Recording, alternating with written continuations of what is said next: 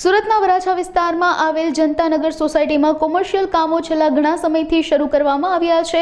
રહેણાંક વિસ્તારમાં મશીનો મૂકી કામ કરવામાં આવી રહ્યું છે, જેને પગલે સ્થાનિકોએ વિરોધ નોંધાવ્યો હતો। સ્થાનિકોએ આ મામલે અનેક વખત રજૂઆત કરી હતી, પરંતુ કોઈ પણ રજૂઆત ધ્યાને ન લેવામાં આવી હોવાના આક્ષેપો સાથે સોસાયટીના રહીશોએ લોહીથી પત્ર લખ્યો હતો અને કલેક્ટરને આવેદનપત્ર આપી આ પત્ર આપવામાં આવ્યો છે, જેમાં 15 દિવસમાં અમારી રજૂઆતને ધ્યાને લઈ કોઈ નિર્ણય નહીં લેવામાં આવે તો ગાંધી ચિંધ્યા માર્ગે આંદોલન કરવાની ચીમકી ઉચ્ચારવામાં આવી છે।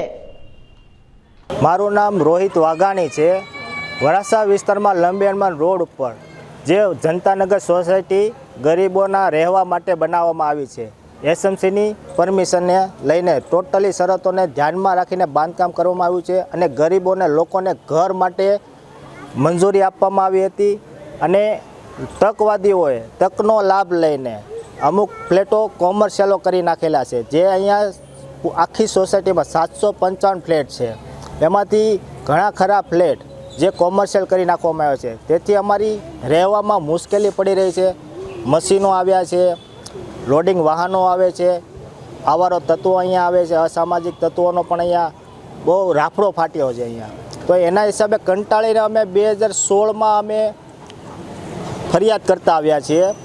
તો છેલ્લા 1 વર્ષથી આ બધી પ્રવૃત્તિમાં વધારો થતાં સતત રજૂઆત કરવા છતાં કમિશનર સાહેબને રજૂઆત કરી છે, કલેક્ટર સાહેબને રજૂઆત કરી છે, વરાછા ઝોનમાં અમે ધક્કા ખાધા છે। સતત 1 વર્ષથી અમે ધક્કા ખાઈ રહ્યા છીએ, પણ આ લોકો કોઈ જ કાયદેસરની કાર્યવાહી કરતા નથી। છેલ્લે અમે અંતે કંટાળીને આ લોકોને અમારી રજૂઆત ધ્યાને આવે એ માટે અમે લોહીથી આવેદનપત્ર લખ્યું છે, પણ આ લોકોની નિંદ્રામાંથી હજી કોઈ બહાર આવ્યા નથી।